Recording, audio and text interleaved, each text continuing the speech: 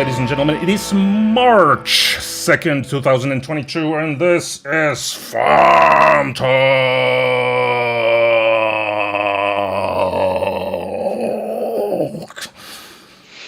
I'm of course Juha, and with me, as always, my excellent co-host, Mr. Head First Only, Chris. How are you doing? I'm doing splendidly, actually, for what day is it? I don't know what day it is. Wednesday? It's Wednesday. I'm doing very well, thank you, sir. One of those weekdays. Of course, today we have two very special guests coming to you from somewhere in the world. Gordon, welcome to the show. Thank you. Nice to be here. How are you going? Very well, thanks. Yeah, it is Wednesday, Chris. I'm sure it is Wednesday. Well, Good. we gotta find confirmation for that, but we have not typically, but this time we have a second special guest, Mr. Sapient. Peter, how are you doing? Very well, thank you. Cheers, everyone. Cheers. Nice to be here. Thank you for the invitation. I'm really pleased you guys could both be on the show, because we need to talk about a lot of things this evening. We need to talk. I guess the elephant in the room is how a mere mortal can write and record 130 songs for February album writing month. But first, let's go to some music. Our first track of tonight, and we have quite a few tracks tonight, so we're gonna play as many of them as we can, but here's one called Entfremdung by Alone Together and Gardening Angel 1. Yay.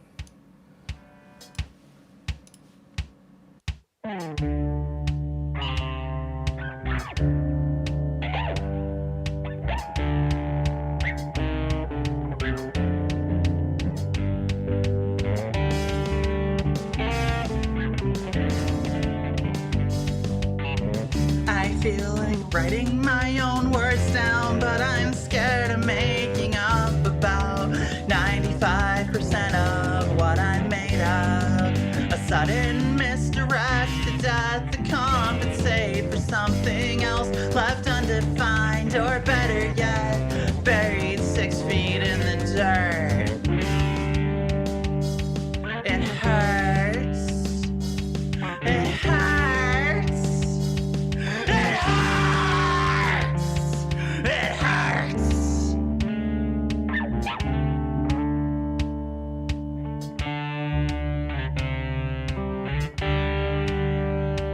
Is it in my head to imagine it could be something different than it was? Maybe the problem is with me. Oh, wishing I was dead. Don't you get it? It's all in your head. You're dead. You're dead. Pay no mind to my insistence that I'm doing fine. I was raised to keep it bottled up till I explode in a shower of self-harm and suicidal ideation, methods of alienation under capital's insistence that I'm doing fine enough to go to work, so my boss can buy another fucking Tesla, while I struggle to pay rent and eat without going in debt. If I'm okay, I can pretend this in my head. I can fake it till I make it, till I break. Fake it till I make it, till I break!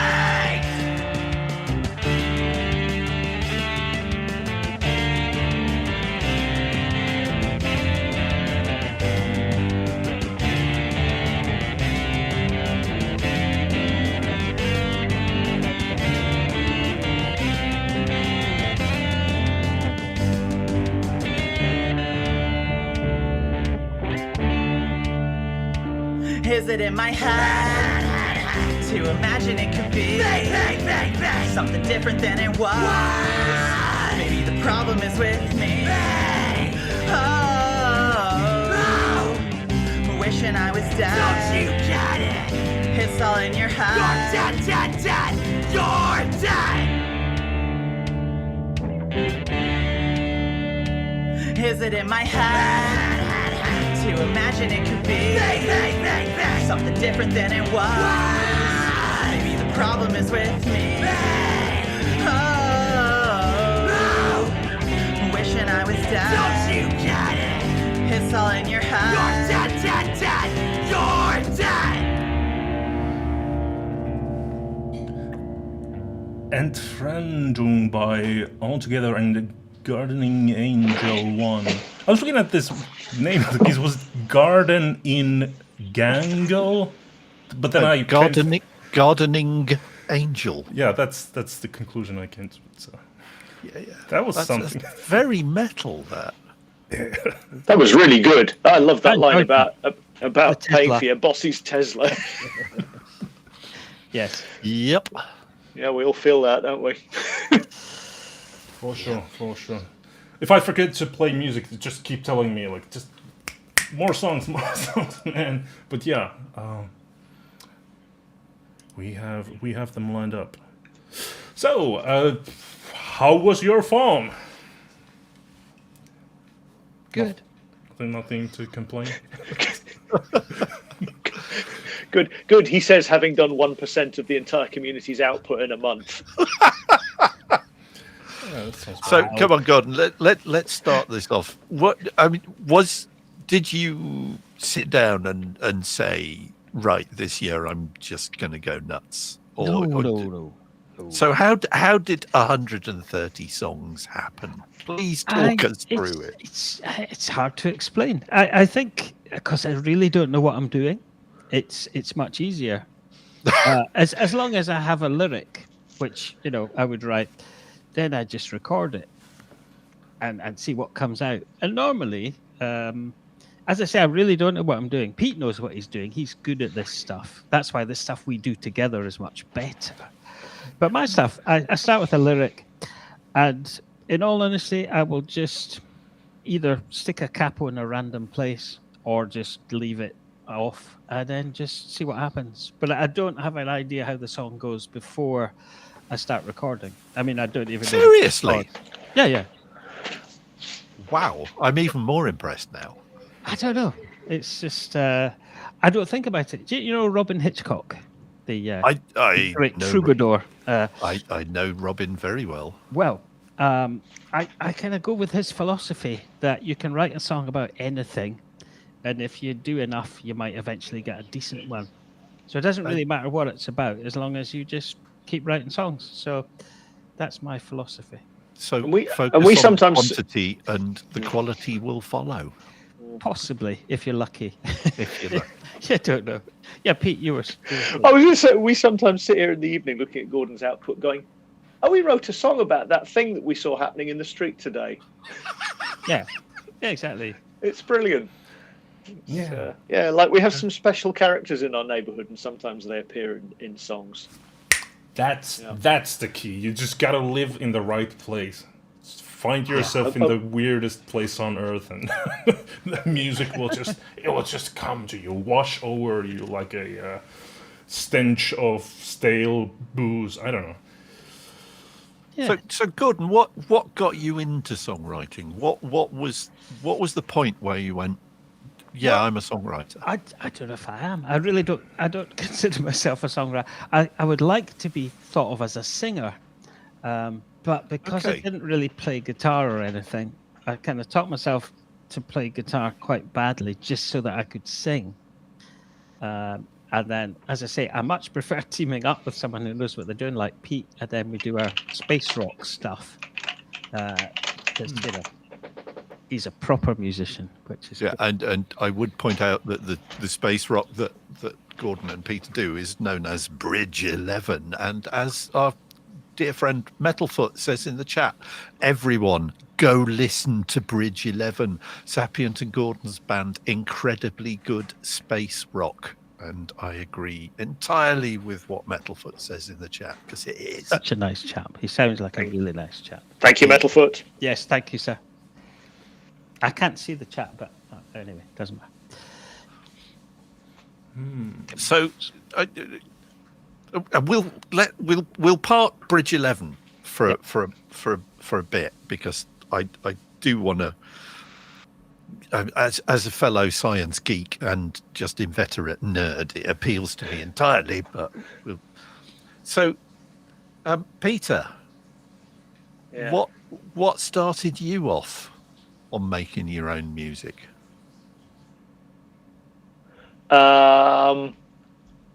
Learned to play guitar, and then spent a student loan on a Tascam 4-track and a drum machine, which are still in the background there somewhere. There's a Tascam cardboard box behind. Yeah, that's you. it. It's in there. It's in there. Oh, and there's what? and there's a Boss DR 550 Mark II back there as well, which the student loan paid for. And I just thought, well, it would be worth trying, wouldn't it? And the first serious songwriting I did was a series of songs based on Neil Gaiman's Endless from the Sandman comics, which at the time I just thought were the best thing ever. They were just such good songs, and so I burnt them onto a CD, and I met Neil Gaiman at a convention, and I handed him a copy of this CD. Oh, that's superb. And oh god, they're awful. and I can't say that this was me, but a couple of years later, I saw that he'd been quoted at some other do saying that he'd been handed a CD of Swedish death metal songs by somebody at a convention, and he'd very politely listened to them, but that he wasn't quite his cup of tea. Oh, splendid. Oh, that's brilliant. So there was that. And then my wife had been doing NaNoWriMo for about 5 years. She did 2003 for 5 years, and we were out one day, and she said, "And I've heard this thing on the NaNoWriMo boards called FAWM, and you should do it." And I was like, "But that's a lot of work." And she said, "Well, you're not chicken though, are you?" And I was like, "No, all right, I'm not. So I'll do it." And that was 2008, and here I am still. Oh, wow. 471 songs later, I have an Excel spreadsheet with them all in. Yeah, same. Yeah, same. You are not alone, sir. No. But isn't it so? Yet again, this is another case of somebody not coming to FAWM by discovering us and going, "Oh, I should do that." It was once again somebody else intervening in your life, going, "There's this thing, and you need to do it." Yeah. Isn't that strange? Yeah, how did you find FAWM, Gordon? Well, Pete got me into it. Oh, really? Because he literally moved in 2 doors down in the same street, and we just got chatting and discovered that we both liked music very much. And he kind of put me onto it. And that was, I think, 2011, but I actually started doing it 10 years ago, 2012. Yeah. Because I just missed it. I think it was May or something when we That's right. got into it. But yeah, I love FAWM. I think it's just such a positive platform for people, regardless of their musical style, taste, abilities, and everyone is so supportive, and that's what I like about it. Oh, yeah. Yeah. Yeah, absolutely. Absolutely. So you just twisted your arm like, "Oh, by the way, you're doing this now." I just said, would you fancy doing that? I went, yeah, why not? Oh, we each have a small selection of guitars, I would say. Don't we? Yes. Yeah. I would say I'm more of a guitar collector than player. Oh, nothing wrong with that. I convinced my wife that they are indeed playable works of art. They are. Rather than They're worthwhile investments as well. There is a guitar shop down the road from me in Bristol here, and they cater to the newbie who just walks in and wants something that he can get a song out of. But they also go in for the high-end aficionados, to the point where this guy actually has different spools of solder dating back to the 1950s and 60s that have the same isotopic proportions of lead in the solder as the original. So if he does repairs on guitars, and I said, okay, come on, what's the most expensive in terms of insurance money guitar you've ever worked on in the shop? £500,000. Yeah, that's a flat in London, isn't it? But not quite. Yeah, for about a week, I would think. Yeah. How do you start working on something like that?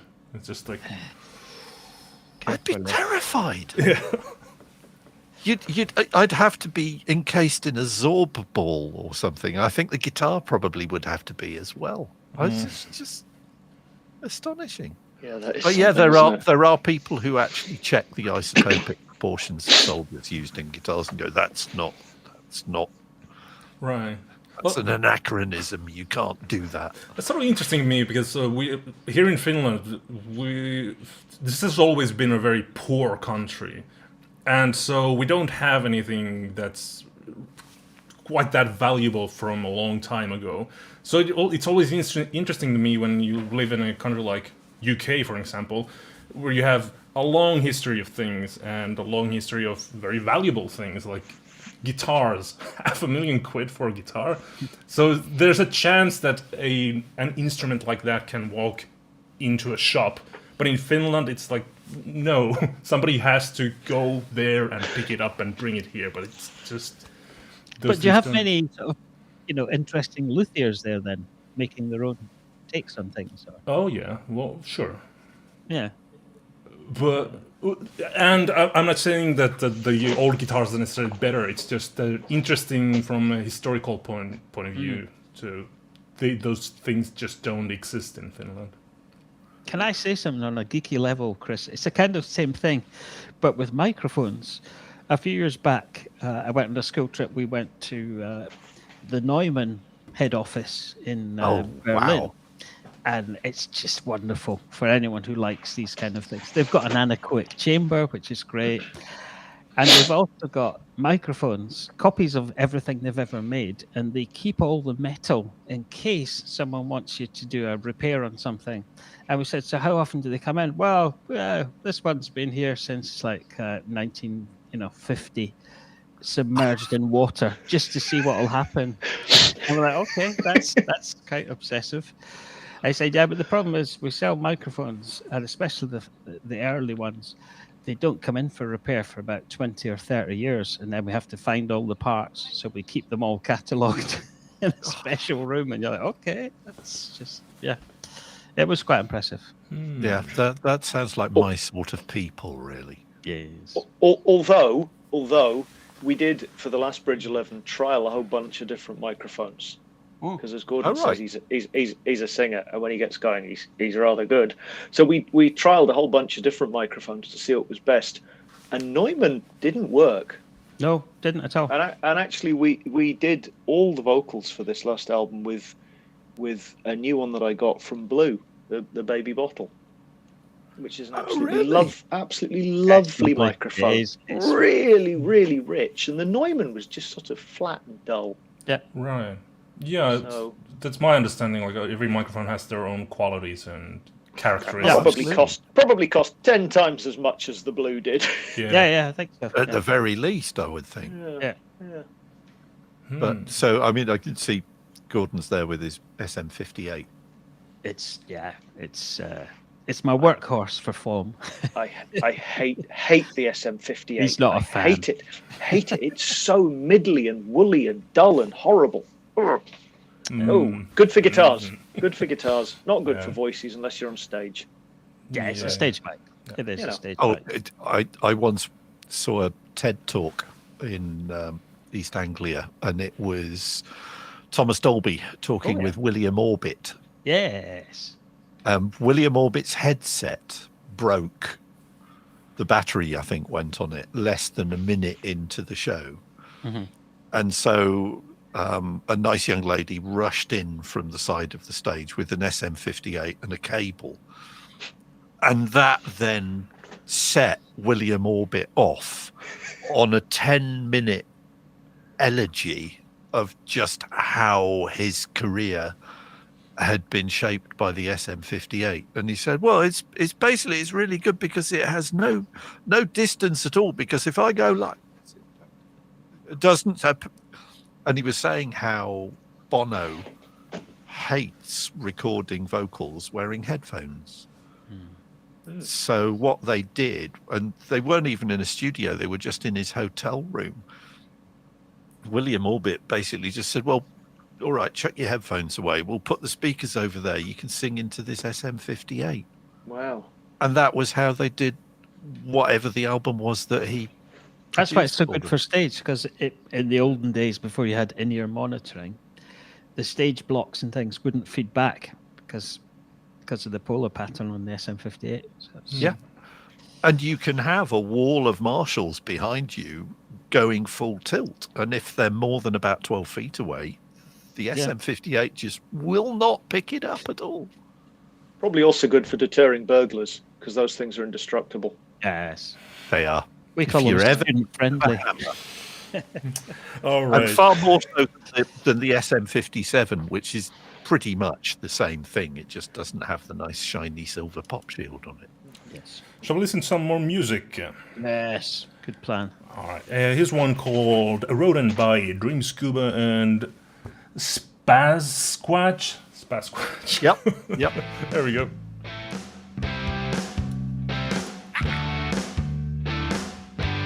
Alright. Somebody get that cat up in here. She plays submissive, but don't dismiss her.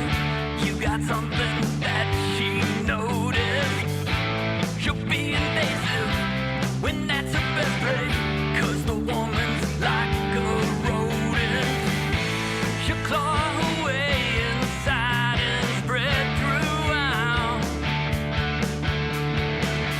Lurking in the shadows till it's safe for her to come out. And then she'll set the trap, you'll take the bait. An ironic twist turned tragic. Gets her teeth in you, you're as good as through. 'Cause the woman's kiss is rabid.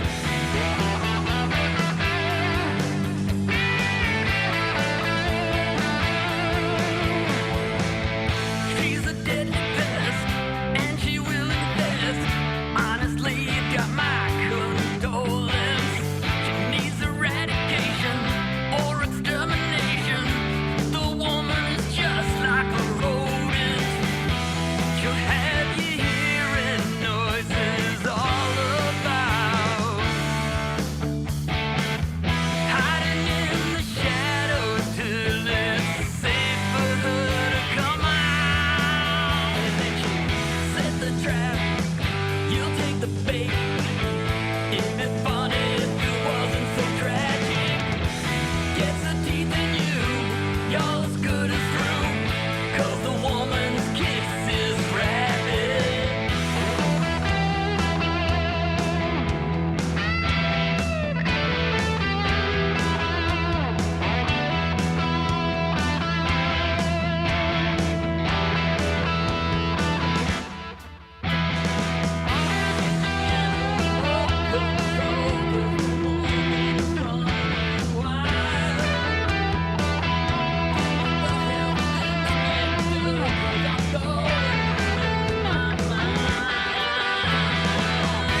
She'll set the trap, you'll take the bait. An ironic twist turned tragic. Gets her teeth in you and you're as good as through.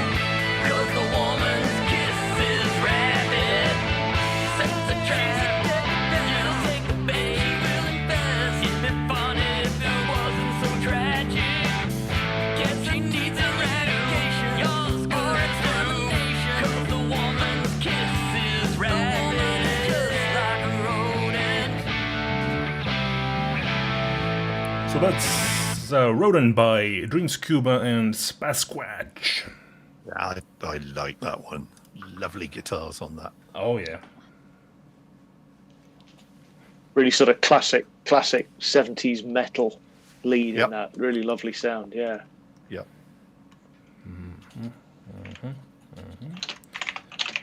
Can even play. We gotta play some. We gotta play. get them going. It's just if we like normally we keep just talking and talking and talking like 20, 30 minutes, and then we play a song, and then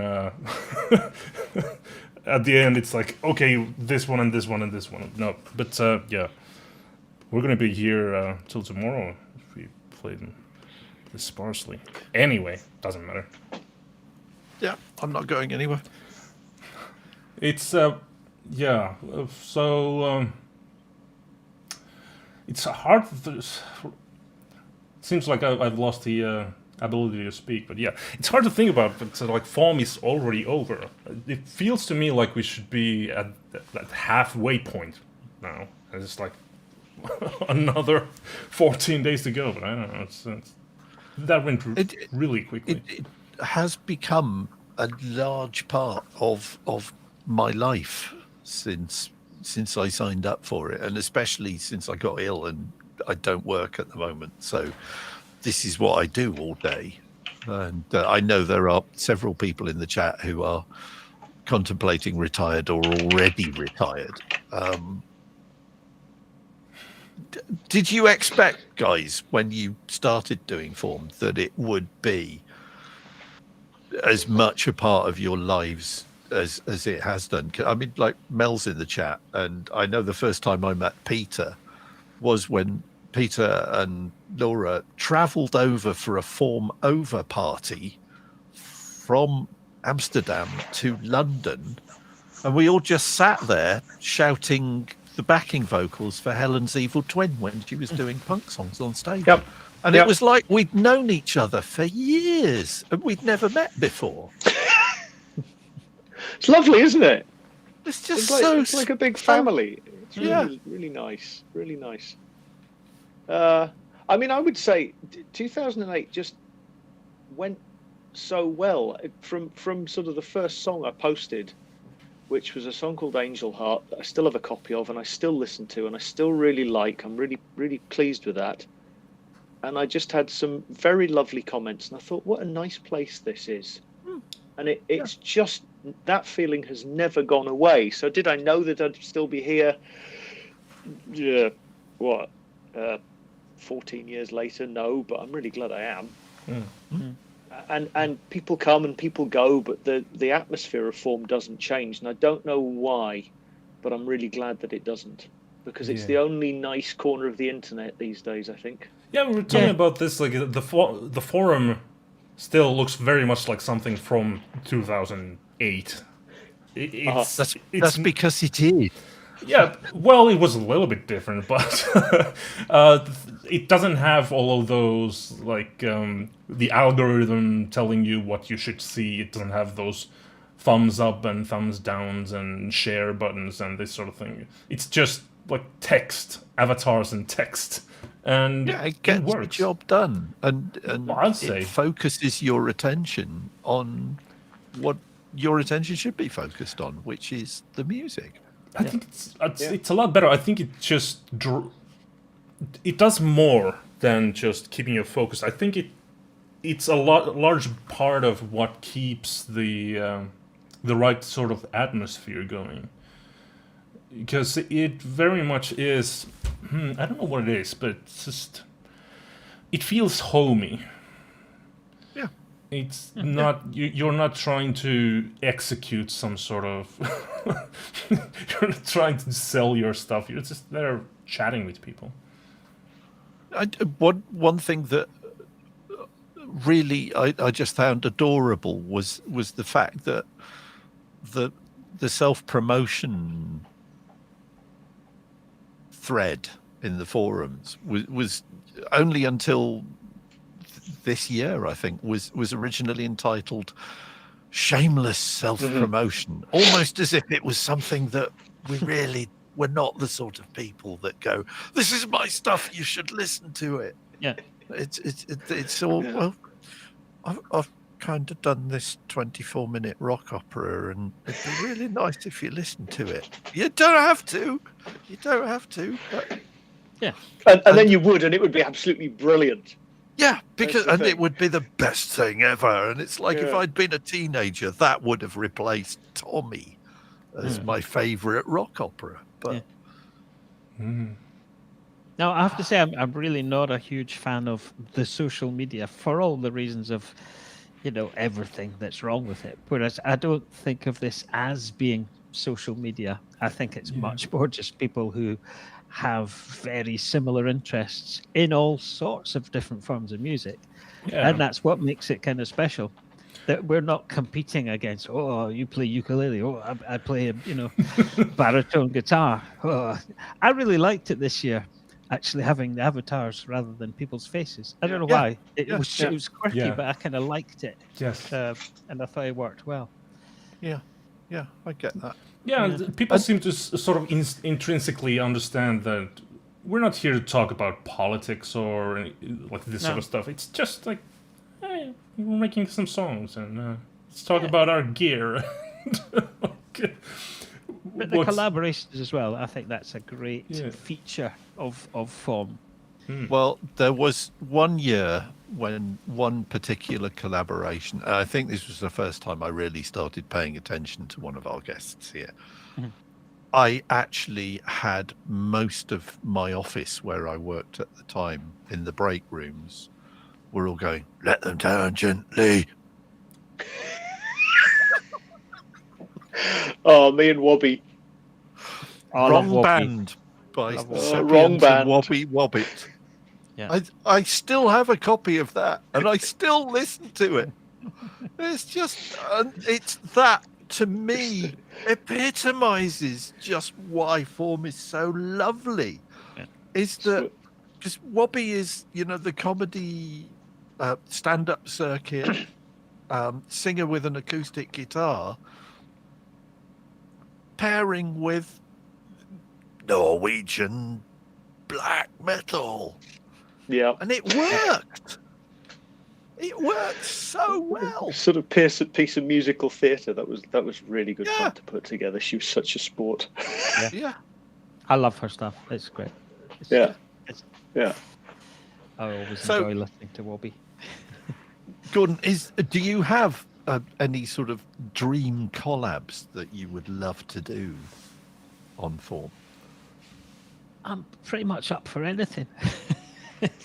To be honest, That's the ones I really like doing are with Senior Coops, who's just a character. I love the fact that he got into FAWM because he's now, I guess, middle-aged children are doing songs, and he wanted to get involved from his retirement community in his 80s, so he writes lyrics and dangles them there. Oh, sweet. And they're nice because some people write really long lyrics, and you're like, oh, that's nice, but it's going to be a 10-minute song. He just writes a page of lyrics, fits on the screen. Good job. That's what I like. Yeah. And they're normally always very relatable with Yeah. a bit of sense of humor. So, Yeah. Have you? Sorry, Peter. Go on. No, I was going to say he's such a good sport. I've done a couple of his in the past couple of years as well in my my somewhat different style to Gordon, and he still says he likes them. yeah, So I know. He's love great. him. He's just fab. Yeah. Yeah. So you heard your dad's a musician, isn't he? Have you ever been sort of tried to get your dad on board, bring him in for a collab or two? Well, no, actually. That might be something that we could do. We played... We sort of Because like... you've done music videos together, because I've watched them. Yeah, that could work. I don't know, he doesn't speak English, and... I gotta think about that. There are more than one Speaking participants in FAWM who don't speak English, or Speaking speak of a English only as microphone. a second or third language. Speaking of a microphone that picks up everything, keyboard is very loud. I think it's Peter's laptop microphone is going. Oh, sorry, am I clacking? Sorry, I'll reserve the chat when we got the music going. It's just so funny. It's like the guy who ran the company at my last job would do that in every video conference that we had with the customer, and I could not get him to stop. oh well. Well, but Chris... I see in the chat that Metalfoot just said that he needs to collab with you, Gordon, because then between you could write most of the songs in every form. So, yeah, like this is true. Totally you'd probably be closing in on 20% of all the output. Oh. Not deliberate. It's just fun. It is. Oh, Wobby's actually appeared on the chat. So Wobby says, hello, Sapient and Gordon. Oh, hello, Wobby. We were just talking about Wrong Band and just how wonderful it is.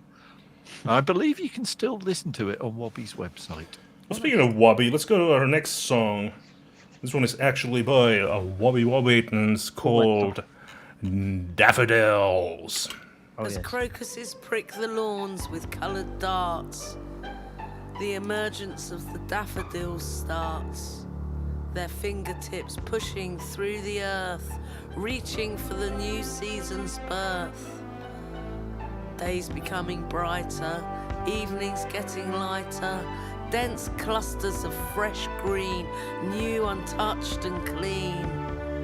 They lift their heads, still tightly wrapped at first, waiting for the perfect time to burst, and unfurl their flags of gold, and raise their trumpets high and bold. With a flourish they shout, winter is out, out, out.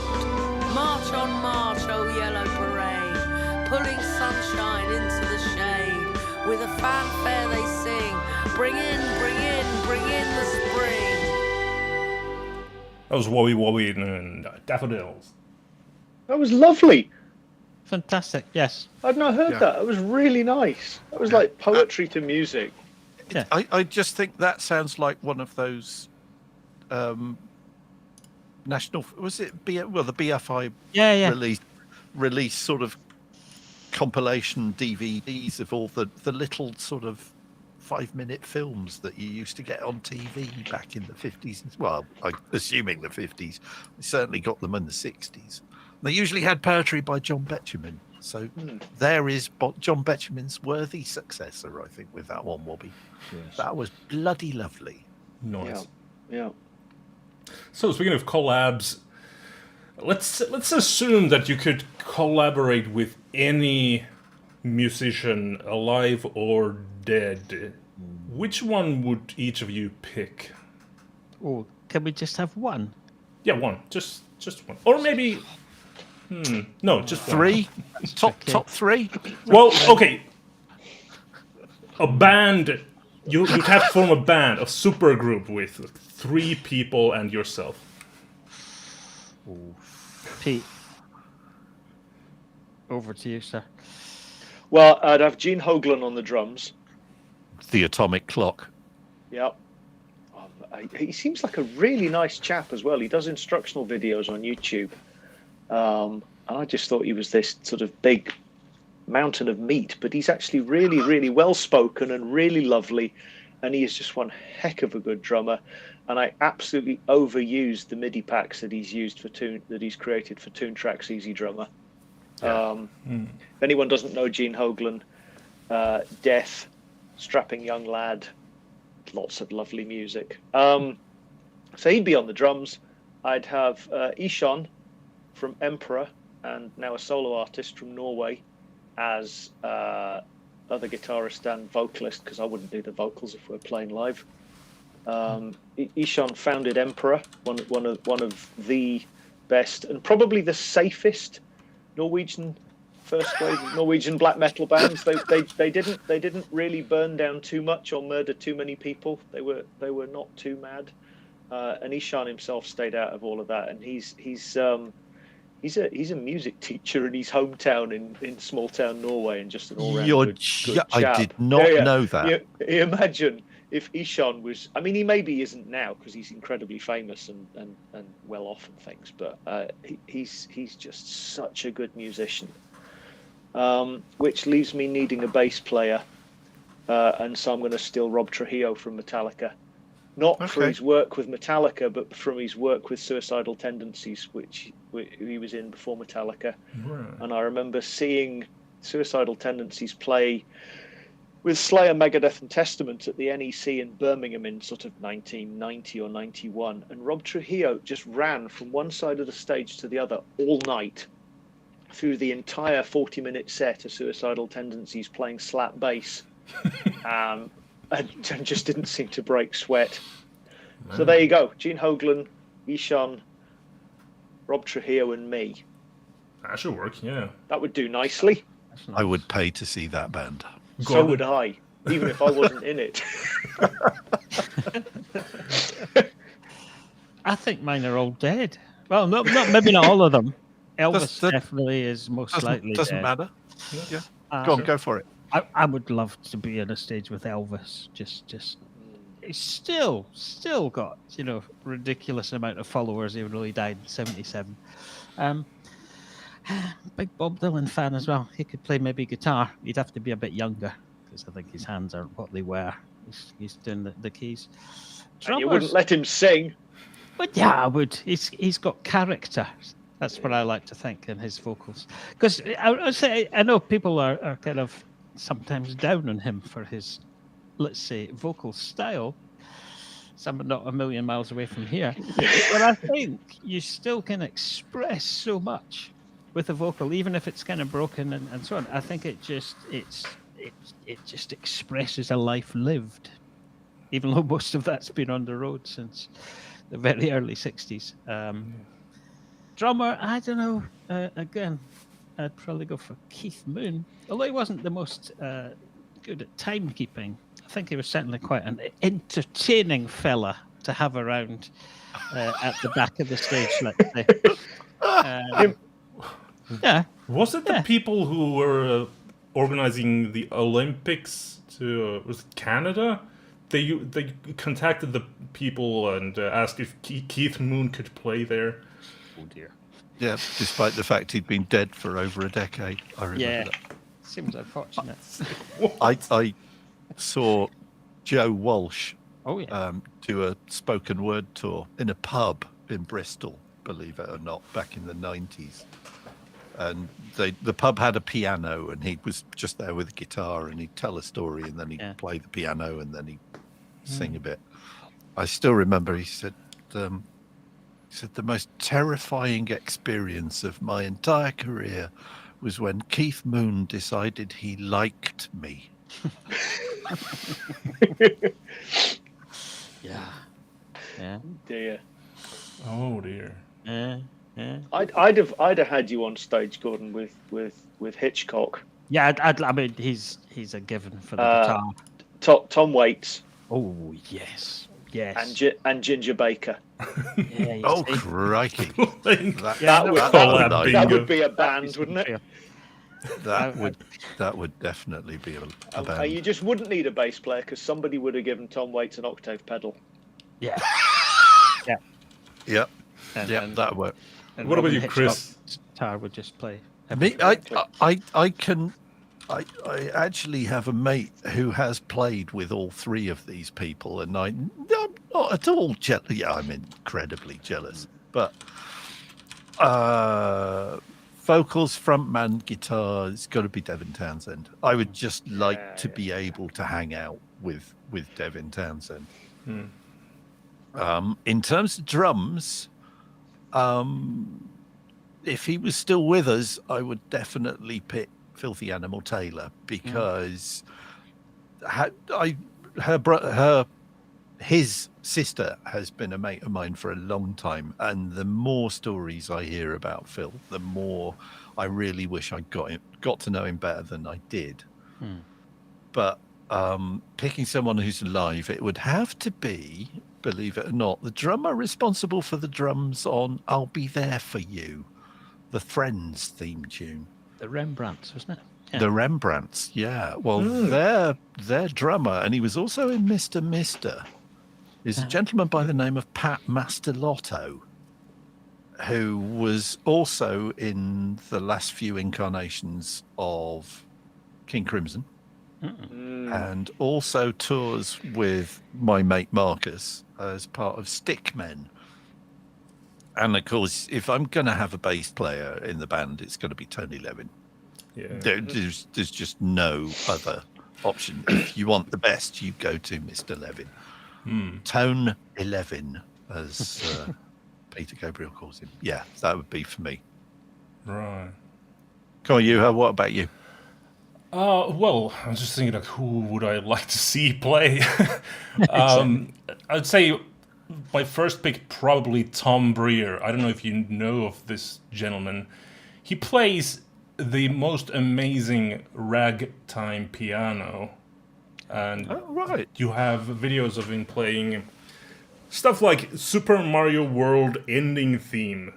He's sight reading this stuff. He doesn't play video games. He doesn't know video games. He has no idea what Super Mario is. But his younger friend handed him notation to this to these songs, and he just makes them his own. It's incredible. And I don't know what it is. I have never really listened to a lot of ragtime piano, but the more I listen to it, the more I love it. It seems to be my kind of jam. So that would have to be the keys. Then I'm probably going to be boring by saying two gentlemen from the Aristocrats, Guthrie Govan in the guitar, because I would just stand there with probably a bass guitar in my hand and just look at him playing. And drummer is difficult because it's sort of a toss between Portnoy and Marco Miniman, but it's probably going to be Miniman because he seems like such a fun guy, so I would definitely want to collaborate with him. And Mark Portnoy's hair's the wrong colour probably for you. Yeah. I saw the Aristocrats at the Exchange in Bristol, which is just a tiny little pub that's got... No, it wasn't even the Exchange. I do beg your pardon. It was the Fleece, because the Fleece has these big cast iron pillars in the middle of the room and on stage that are basically holding the first story of the house up.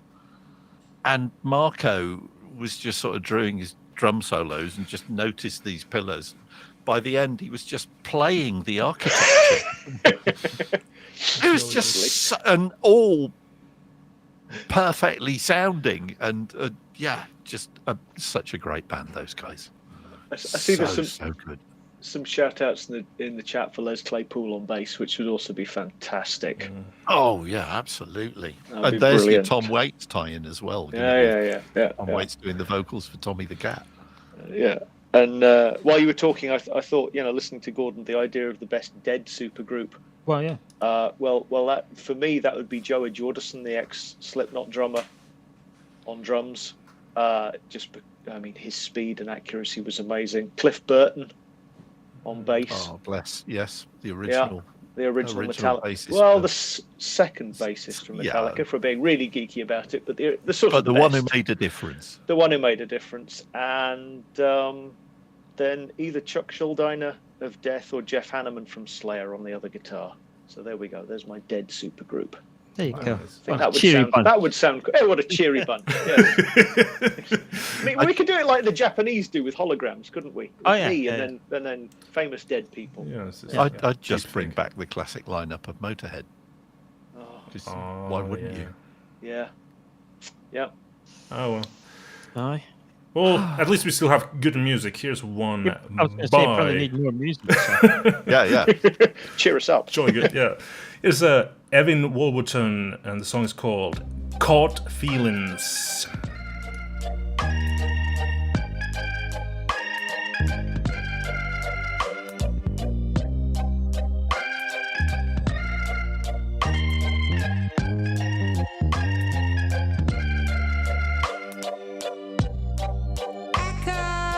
Feelings speeding down on one-way street. I can't turn around from the awful beat of the swollen bag of blood on my drum in solitude. I caught feelings, but I couldn't catch you. I caught feelings. I got fooled by a virus. Bit into ripe sweet fruit. Was there something inside it? I feel it multiply in the space where you withdrew. I caught feelings, but I couldn't catch you.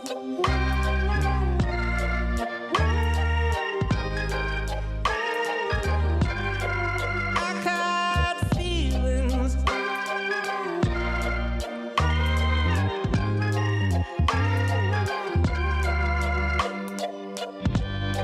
I may be too sensitive for accidental violence. You said nothing evil,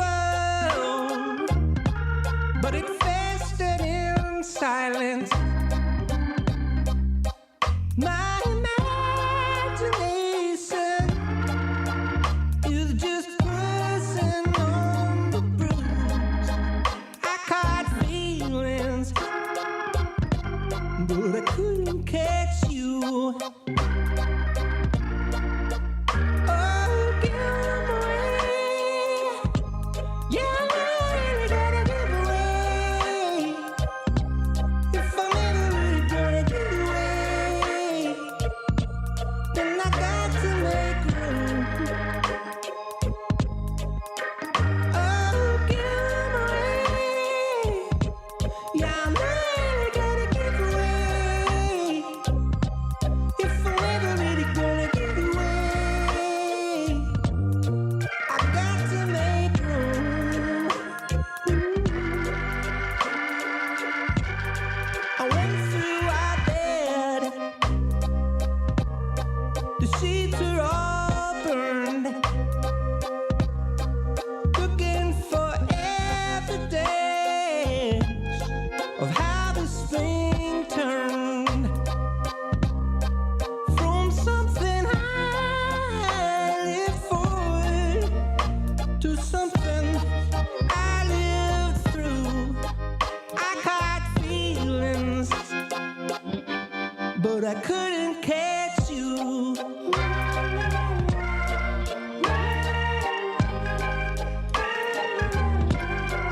I caught feelings.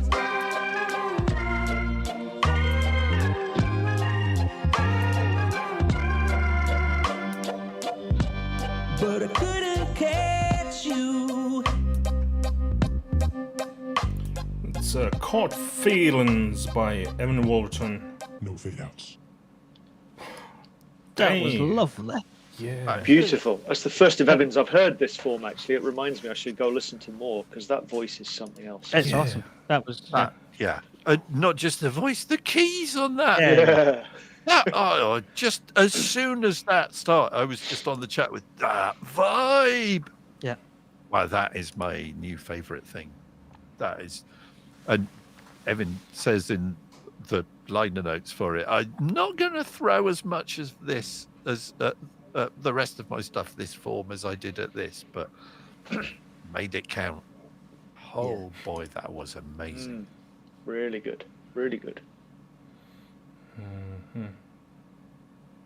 Wow. It's one of those songs. Yeah, it just makes you that's all speechless. rendered us Well, just speechless, like- really. Oh, wow. Yeah.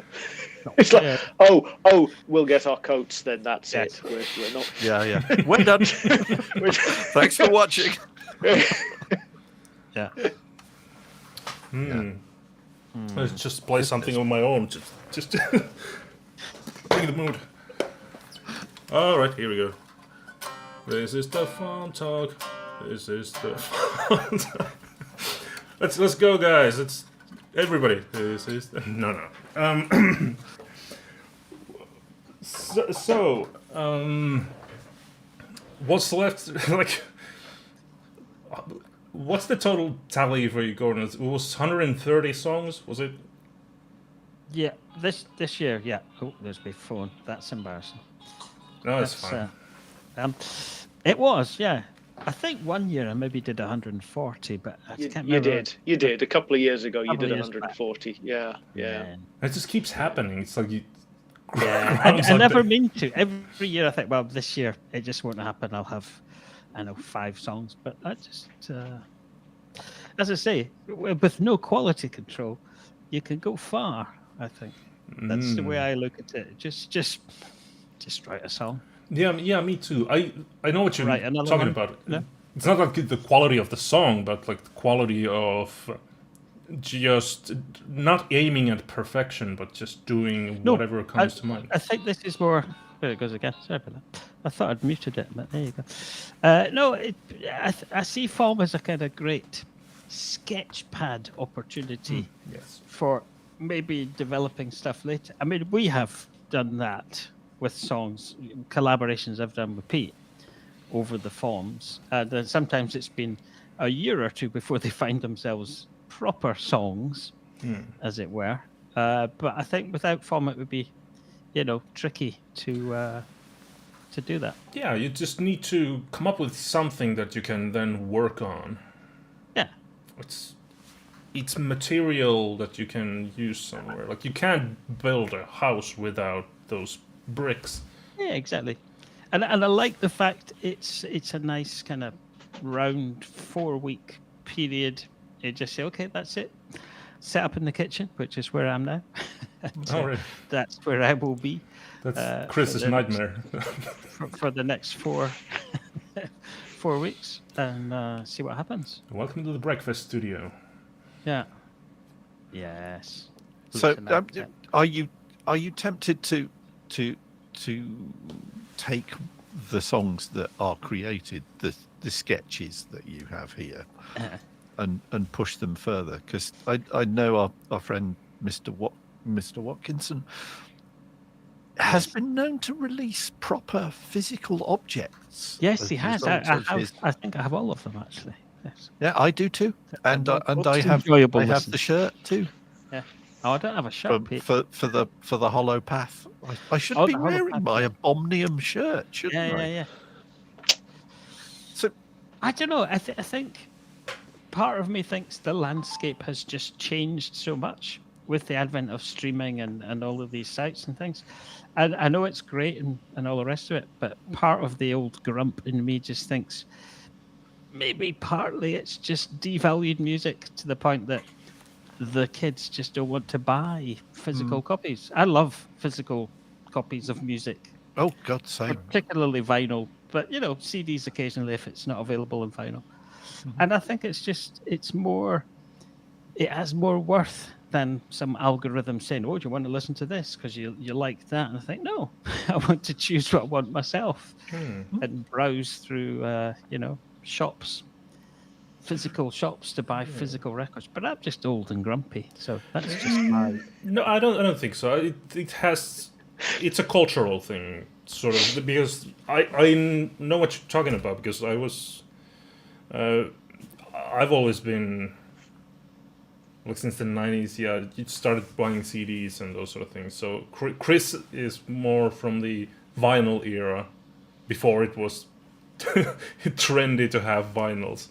And I'm from the CD era, but yeah, I had a bit of a collection of CDs, but I sold some of them, but it's so much work, and just you barely get anything from one disc, so I just gave the rest away, because it's when you move as many times as I do, it's just keep changing the place where you live. All those CDs, you're just carrying this stuff around you. And for what? To be able to look at the cover art or just hold the CD? I never do that. I never just take a CD from like the cupboard and just like the CD and just open it and go it like that.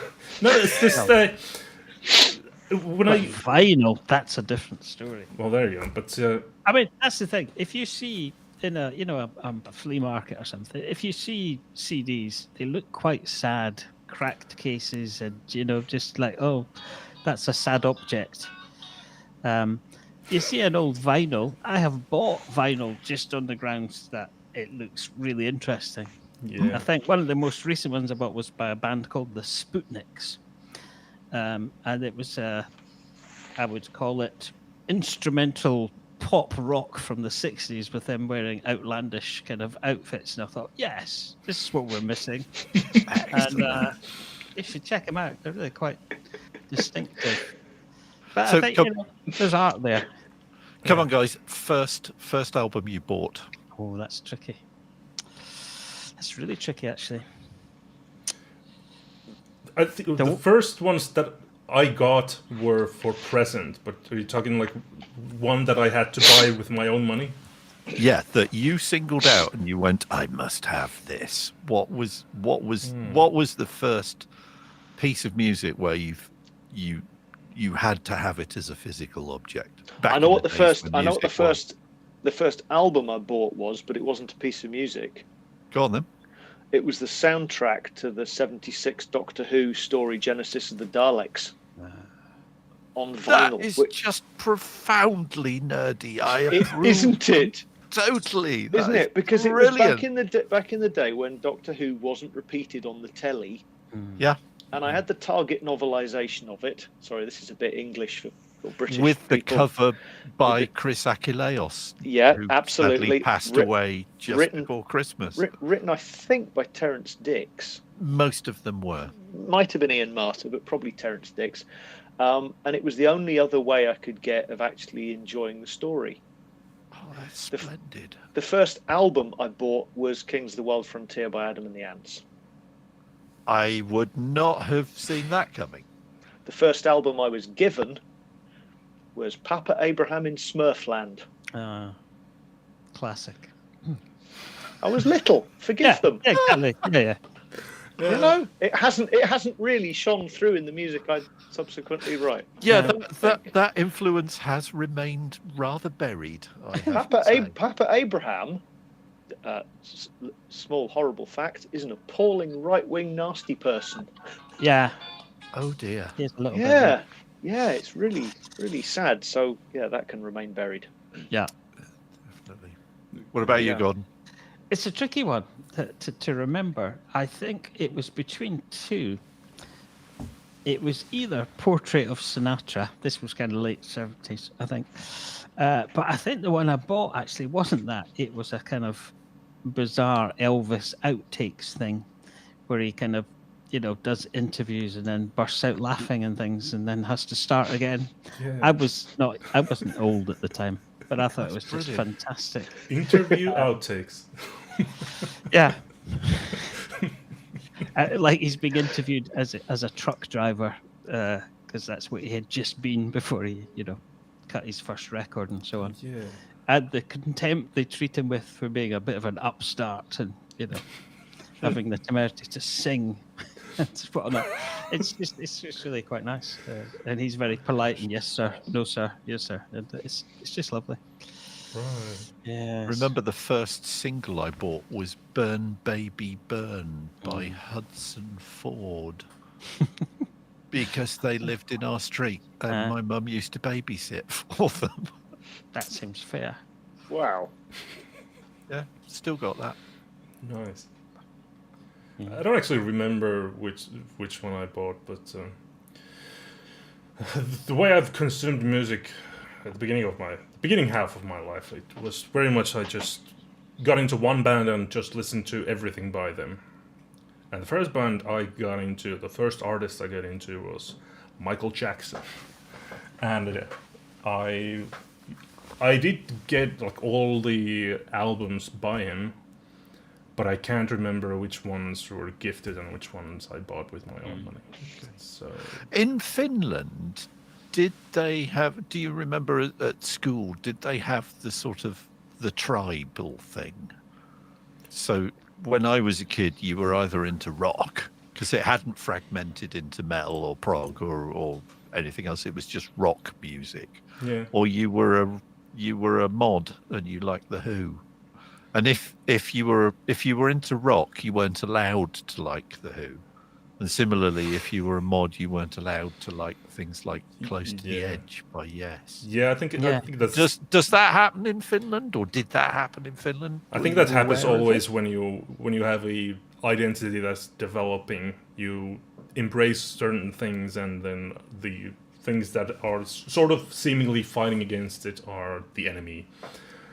But I don't think we had tribes in that sense. That because I'm from a very small little village in the middle of nowhere in the north, in the dark, cold, icy north. And it was very few people, and very few of them were into music at all. So what ended up happening, I was the one who had the Iron Maiden t-shirts and the leather jackets and the leather boots and the spiked things, and I was listening to that music all the time. And I had long hair, nobody else had long hair. So everybody's picking on me because they just listened to the radio and the hip-hop music, and nobody was that into music. One. Yes, yeah, exactly. I was the tribe in my, yeah. But it's strange. I know what you mean exactly, Chris, because the UK is just notorious for that. At least it was when I was growing up. Oh, yeah. On the island. And yeah, it was kind of mods and rockers and punks when I was a lad. But I had a friend I worked with, and he said, oh, it was the same. He was slightly older than me. And he said, yeah, when I was younger, it was, oh, I like Brian Ferry and Roxy Music. Oh, I like someone else, which could often result in a punch in the face. That's how passionate people are. At least in Scotland, It's just, okay. I don't know if that's still as strong today amongst listeners around the world, if they care enough about their band to physically assault someone else if they don't like them. One would hope not. I would hope not, but it was certainly part of life when I was growing up. Lord. Yeah. I don't think we had days. any sort of any. I don't think our. I don't ever remember there being any sort of violence, like punchy violence. Like at most there was like some sort of wrestling, and you shove snow in somebody's shirt and that sort of thing, but not like physical. And then you'd have a sauna and beat each other with birch twigs. Yeah. Well, yeah. that I'm is guessing accurate. it's Finland, right? I mean, Yeah. The worst fight that I've ever seen at a gig was at a Peter Gabriel gig, believe it or not.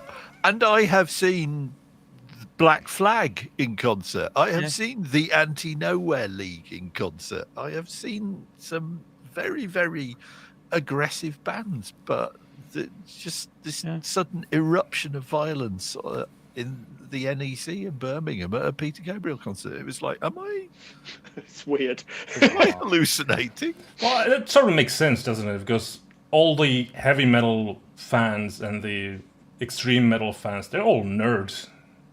Oh, Go absolutely. there fighting. Absolutely, we are. Totally agree with that. Yep. And generally lovely people as well. Yes. Absolutely agree with that too. Yes. Since some more music, Oh, yes. Yes. here's a cool song by Pearl Manhattan.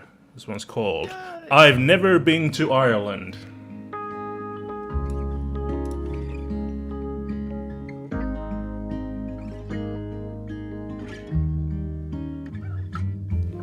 I've never been to Ireland, but I'd surely love to go. I'd walk along the pastures grand, holding hands with my bow. Steep cliffs and raging sea, mist and fog, the Celtic air, and in the quiet on a hill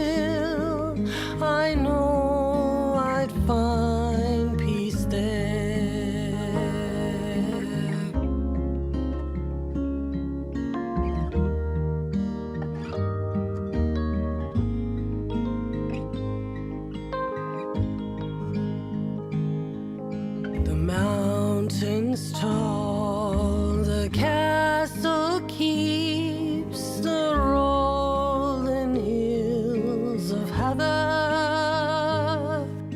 The herders calling to their sheep, all dressed in linen and leather. I do not fear the leprechaun, nor the banshee or the fairy. Whatever nature land may spawn, the gorse, the blackthorn, and the berry. Steep cliffs and raging sea, mist and fog, the Celtic air, and in the quiet on a hill, I know I'd find peace there. I know I'd find peace there.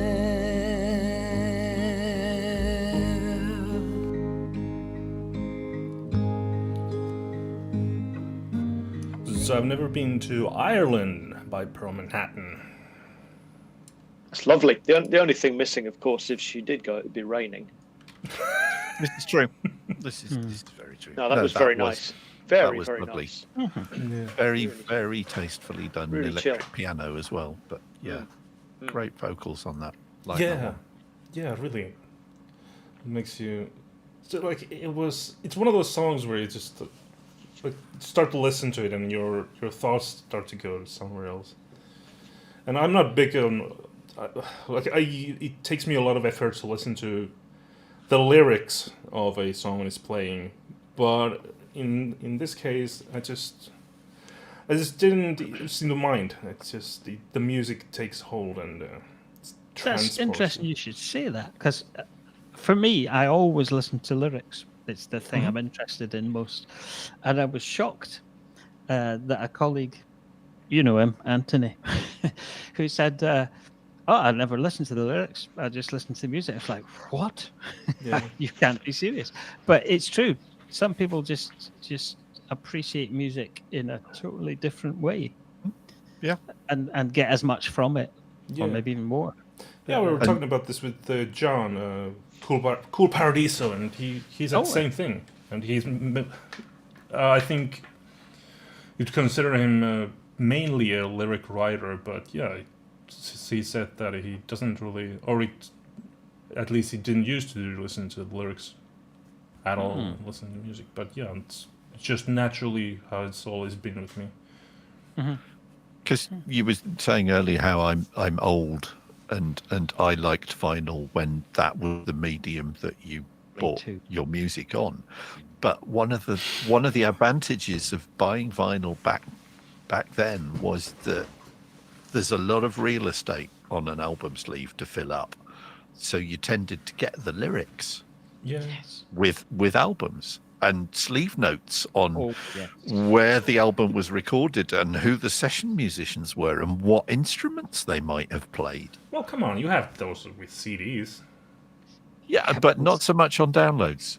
Yeah. And it's No, mine with my eyesight. I was going to say, Reading the text on a yeah. CD booklet, I actually have resorted. I right, confession time here. My eyesight now is so bad that Devon Townsend's most recent album, The Puzzle / Snuggles, doesn't help Devon the fact that it's bright pink text on a violent green background. Not very good from an accessibility point of view. Just saying, Dev. I had to scan in the booklet for the CD on my scanner and then blow it up using a free graphics program called the GIMP and then reduce it to grayscale so that I could read the text of how the album had come into being. I should have just watched the documentaries on YouTube, I think. I But guess, yeah. he wanted But to, it's to back remain a Back mystery. in the day, sleeve notes, sleeves, albums, And lyrics. things like, because you mentioned it earlier, but Tommy with its trifold sleeve, gatefold sleeve. Oh God, yeah. Oh, And there's the a piece of the work. original, my brother Andy was really into Motorhead and Hawkwind because Lemmy had been in Hawkwind, Yeah. and he had the original release of Hawkwind's album Warrior on the Edge of Time, and the sleeve of Warrior of the Edge of Time unfolds into a shield, like a Roman legionary shield. Finally, something useful. Back in, I was visiting my folks during Christmas time, and I bought my dad a prog rock magazine that had a feature issue of Jethro Tull. It had like 100 pages or something of Jethro Tull, and immediately I was like, ooh, just going through it. He doesn't really read English, but he was like going through it. And then he started browsing his vinyls. And he's I think last summer, or was it the previous one, he sold most of his vinyls, but he kept a few, and he kept the Tulls. And he showed me the Thick as a Brick is the one that folds open to a like a newspaper. Yeah. Weird little gimmicks. I wonder if anyone has done like a pop-up thing where you pull the thing and... Oh, yeah. I've got Yeah. a new Enduri one, which is, I think it's New Boots and Panties. You open it up and then he pops up. Oh, that's splendid. It's quite nice. Yeah.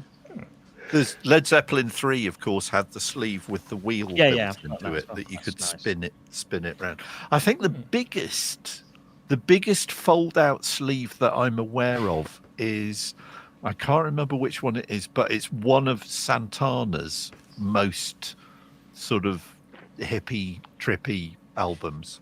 And that just, is it the Lotus? Was that one of his? But it basically, you unfold it and then you unfold it again and then you unfold it. And it's like this sort of, emergency floor covering that will eventually cover the entire surface of the room you're in. But Yeah.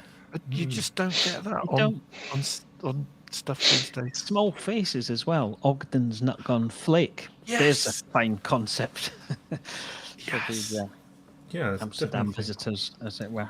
Yes. it's definitely the culture So- of those physical things, and Yeah. going to a record store and browsing the things and Yeah. perusing. Oh yeah, yeah. Just thinking, oh, this could be. And I mean, going back to the Motorhead associations, I have I've forgotten which. It may be one of Motorhead's first sort of greatest hits compilations that was released in a leather sleeve. I still have that. I saw a documentary. I haven't seen the real thing, but I saw a documentary, and Alice Cooper. It was the album that turned into a school desk. You kind of Yeah, folded it in School's front. out. School's out. Yeah, and yeah, they don't do that much anymore, really, do they? Yeah, I have last night because I've forgotten who it was. Somebody on the chat or somebody on the show mentioned the John Otway documentary that's on Netflix, Rock's Greatest Failure. Because I mean, I lived in Milton Keynes for best part of 10 years, and while Willie Barrett had a furniture shop in the in the sort of retail part with the Tesco's nearest the M5 Junction 13, and you go in and there'd just be these mad coffee tables that had guitar necks inlaid in them. But I couldn't watch the show.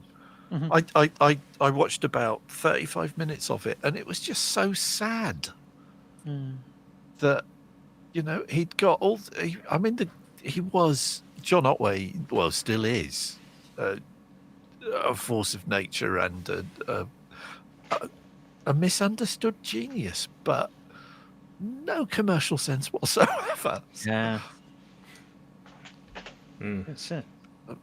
Yeah, JT Steam says that John Otway documentary is brilliant, highly recommended. Yeah, but I think, again, Gordon, you were talking about how the music business has changed. John Otway and Wild Willie Barrett basically had one appearance on the Old Grey Whistle test. Really And free. John Otway nearly castrated himself on Willie Barrett's drum amplifier because he jumped on them and they collapsed. And he landed just at the point of your anatomy that you do not want to have a guitar amplifier subjected to. And I think they were on Polydor. Polydor signed him, signed the two of them, and he was given £250,000 as an advance. Yeah. And it's like, you can just see that's not going to go well. He bought himself a Bentley. Didn't drive, he cycled everywhere, but he bought himself a Bentley. Yeah. He still does music outreach visits into schools, and I was delighted to see him actually getting an entire classroom enthused about the Moog Etherwave theremin, which he was playing with his elbows. Glorious. That's very good. Well, here's another song.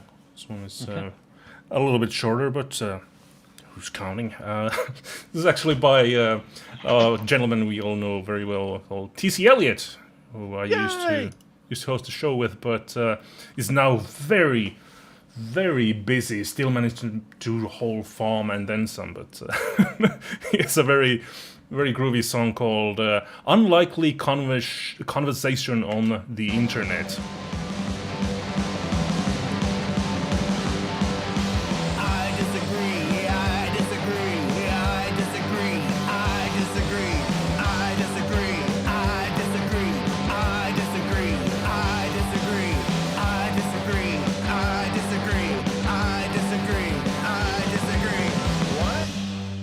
That's a good point. I see what you mean now. I'm in agreement. I'm in agreement. I'm in agreement. I'm in agreement. I'm in agreement. I'm in agreement. I'm in agreement. I'm in agreement. I'm in agreement. I'm in agreement. I'm in agreement. I'm in agreement.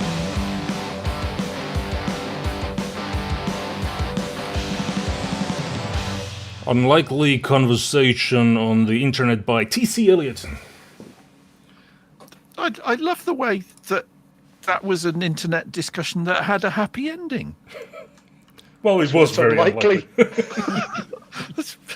The fact that you can address the improbable or even the impossible during in the medium of song. That's rather splendid. Yeah. It's lovely. Oh, I like that. I like Top, that a lot. top bloke, TC. Yeah. Yes, very much Nice, so. nice chap. Yeah. Almost has interesting takes on things. Yeah, Sven in the chat says definite Sex Pistol vibes there. Yeah. Absolutely.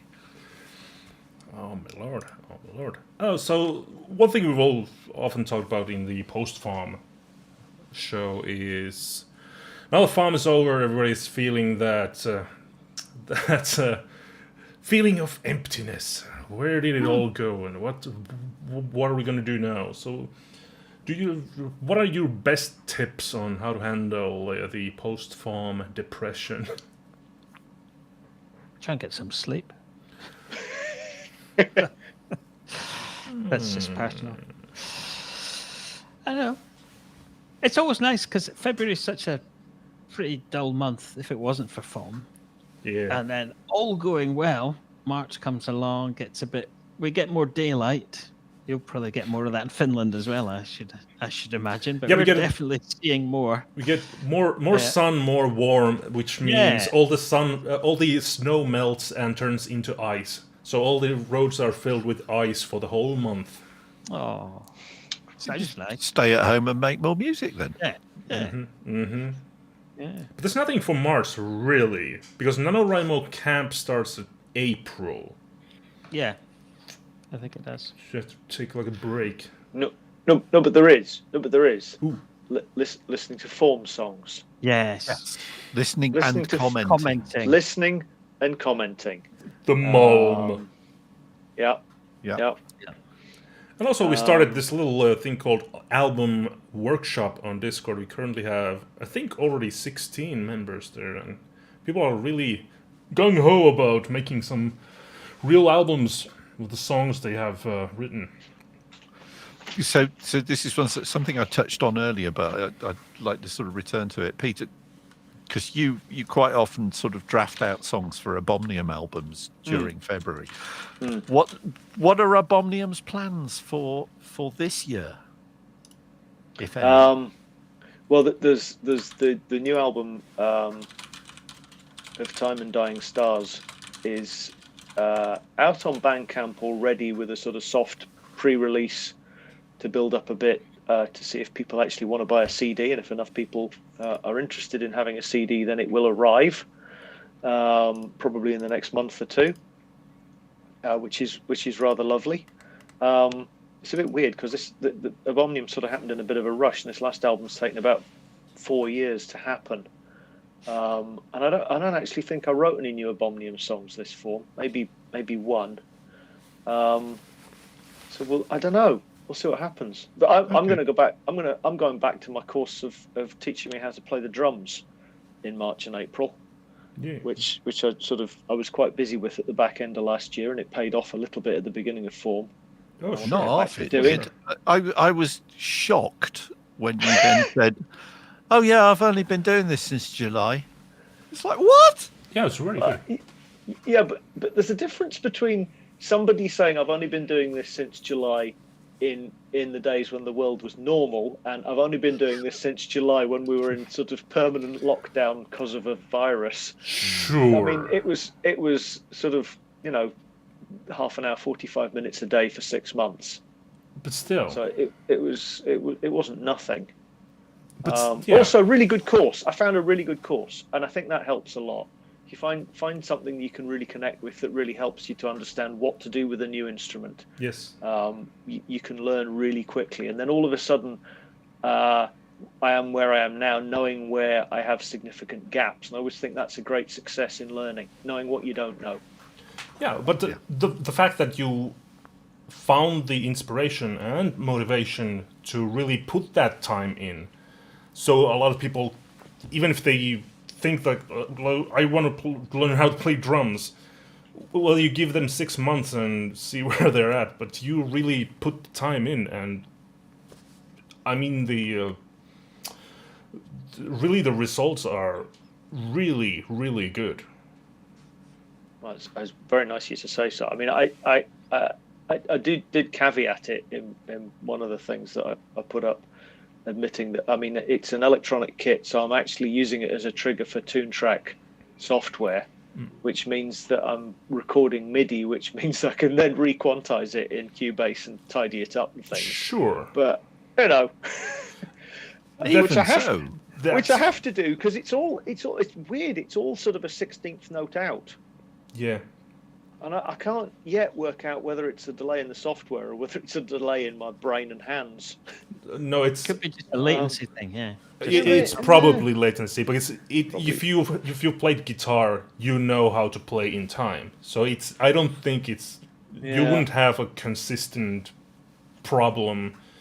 And the latency really, when you start to play things that are connecting to something in the computer, and then the computer is supposed to reproduce the stuff that you played, the latency stuff, it just makes your life a nightmare. Everything is out of time. So yeah, you really need that compensation. I get that. I'm just surprised that MIDI notes would have latency on them. Oh yeah. It's got a pretty slow baud rate though. That's the problem. It's not. Yeah. It's Now you're talking science. I just want to hit things and have sounds come out. Yeah. Then you have real drums. Not in this house. No. I can hear Gordon when he plays his guitar, and he lives 2 doors away. You know what? I used to. Yikes! My dad's drums were in this cold warehouse, and during the winter we had to heat it up so that the drums wouldn't splinter up into a million pieces when you start to bang on them. So a couple of times what we did is we took the drums and took them into my room, which is like a good idea if you got a 14-year-old kid playing Iron Maiden in the other room. Yeah. Yes. Drums are loud. It's just Yeah. don't. I think The Back in caveat the to the caveat to the comment I just made is that amp you've got, Gordon. I mean, there's no way it should be in a house, really, is the vaporizer. Oh, the vaporizer. It ought to be in a locked room in a dungeon somewhere. And that's without even using the pedal, which makes know. everything go to 11. What's the vaporizer? It's a Fender tube amp, but it's a kind of made to look like a 1950s type of sci-fi thing, and it sounds excellent. lovely. Did you but, do that? I didn't use it this time. No, I've just been using it in the box. But No, did you make it look like a? No, 50s that's how it came. It was a kind of pawn shop series by Fender, where they just imagine things that you might have stumbled across Oh yes, in a pawn shop. Was it the Futura series that they did? Yeah, they've done a few, but this one was just it's just really nice, kind of powder blue.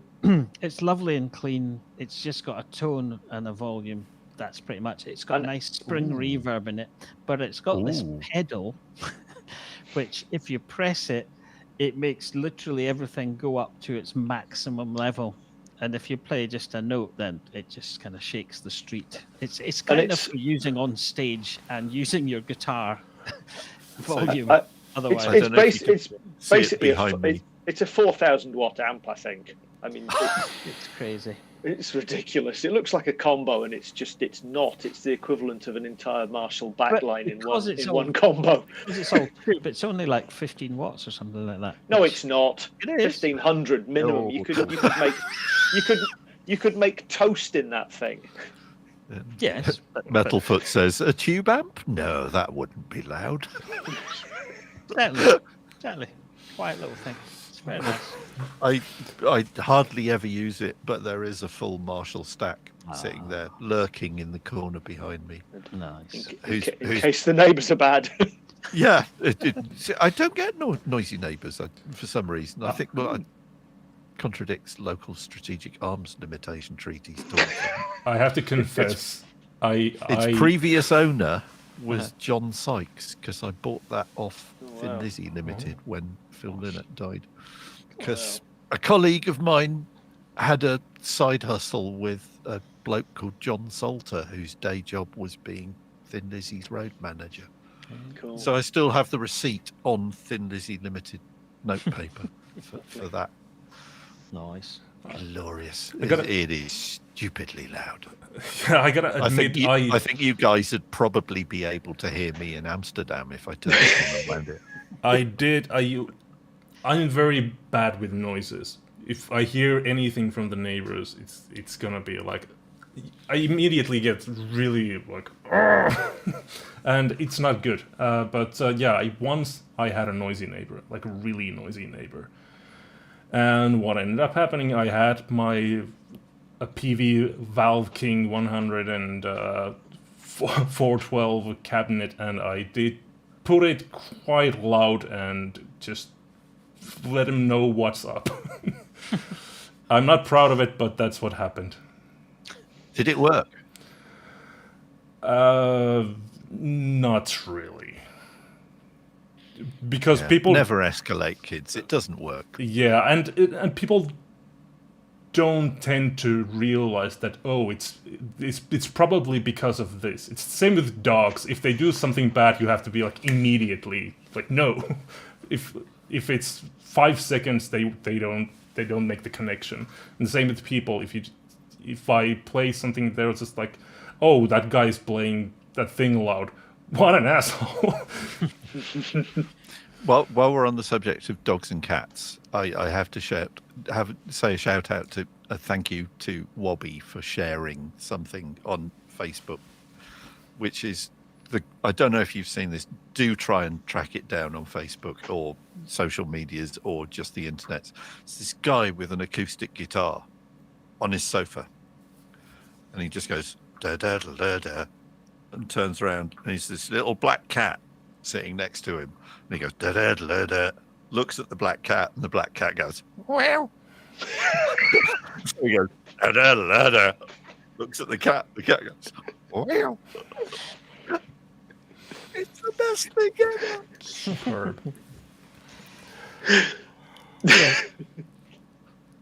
Well, this one's pretty good too. Here's a song by Toonslayer. This one is called Too Much Baggage.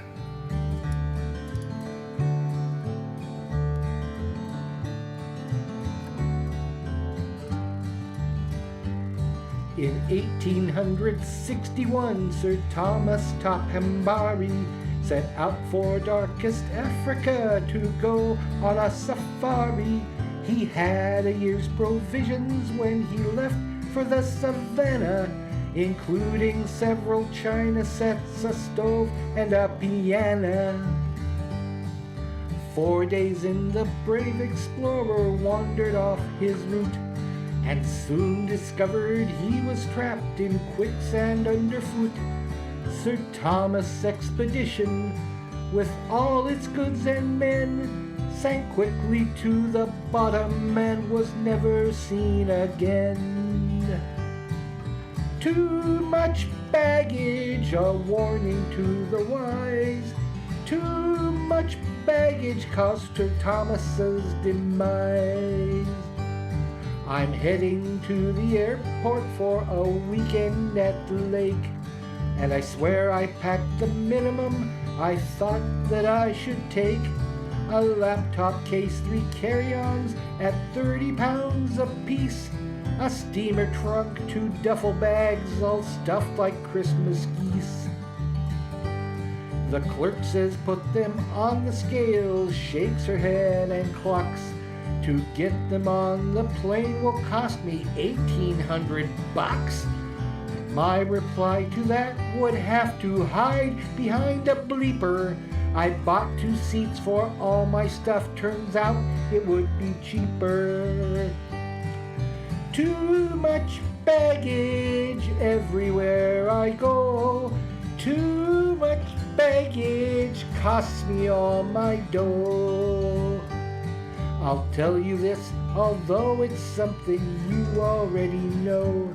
We carry too much baggage with us everywhere we go. Nagging worries, fears, and grudges, should haves and not yets. Untaken opportunities, lost love and regrets. Wouldn't it be wonderful if someday we could find that we possess the power to leave that baggage all behind? Life would be much sweeter, wonderful and merry if we got rid of all that excess baggage that we carry. Too much baggage, worry, stress, and strife. Too much baggage all the way through life. Life would be much sweeter, wonderful and merry if we got rid of all that excess baggage that we carry.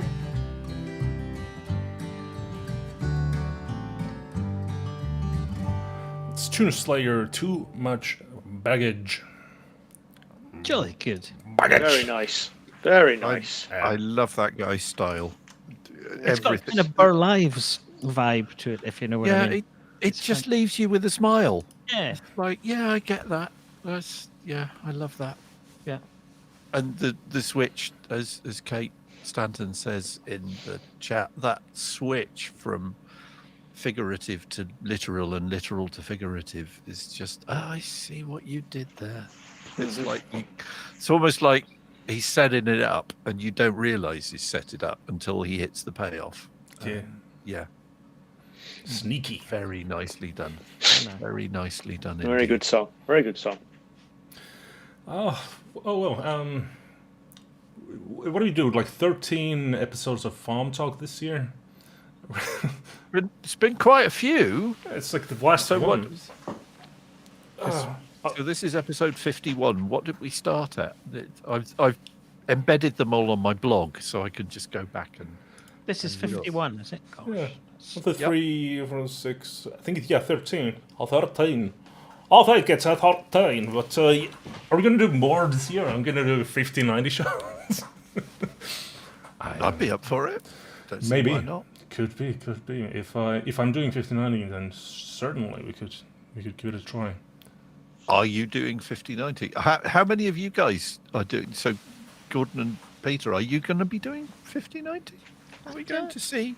I mean, how many songs could Gordon do in 90 days? All of them. I like- All of them. I like All of them. I like the compact nature of FAWM. I don't know. It's just it's weird. We have done it before, haven't we? We've recorded during 5090 and posted in 5090. I've only formally done 5090 3 or 4 times, and I've won it twice. But only. I mean, the first time. Actually, I've done this both times, but the only times I've won it is by really, really going nuts on the last day. So the first time I did it, first time I won 5090, I think was in 2010 or 2011, where I needed to do 28 songs in the last night. What?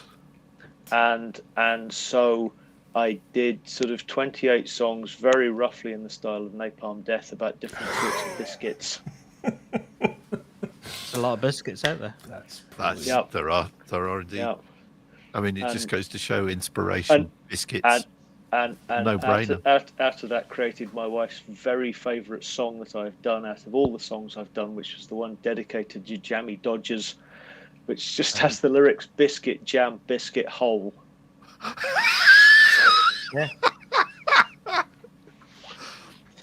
Which is, and it was about 8 seconds long, and that was it. And As the best Napalm Death songs are. Exactly, and then 2 or 3 years later came back 150-90 again by doing, and I'm going to get the number wrong, but I think it was something like 24 songs in the last night about the female companions in classic Doctor Who. Oh yeah. One for each of them. Oh, splendid stuff. One for each of them. Wow. Right, Thank you have to do something for 5090, even if it's just a guest appearance. Please do it. All right. We'll And- see. We'll see. Kate says yes, please do 5090 YouTube FAWM talks. Right, looks like we have to then. Yeah. I'm not promising. So I mean, anything. I nearly killed myself doing 5090 last year. I got up to 95, so I failed to achieve Gordon's 130, even doing nothing else but writing stuff in here for the whole summer. I only hit 95. I didn't even make 100. Your standards are too high, sir. Yeah, that's the problem. So if you You've get got standards. You've got standards. Demolish them. 130 in 20 days, 4.64 per day times 90. So you would have to get up to 417 songs during 5090, Gordon. That's a lot. 417 songs. It's less than 500. That's true. That's true. Quite a bit. Do the 590. 590. I think I'll join in with Pete, and we'll maybe do a Might be collab. 5. Good idea. Yeah. Might be 5. Yeah. Good ideas. That would be Well, I mean- the irony. Do the minimal number of songs. I would point time. out that certainly by the time 5090 is well underway, the James Webb Space Telescope should be returning images. So I would hope that Bridge 11 will be.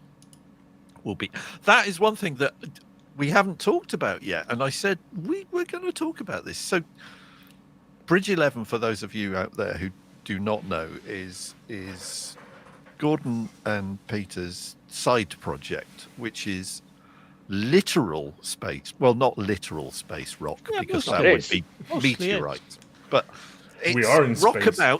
It's rock about space. It is Yeah. very, very satisfyingly science-oriented rock. Yeah. Yeah, that was And the. I absolutely love. I've got both albums, and they're Aw. available on Bandcamp, and they are well worth your time Lovely. listening to.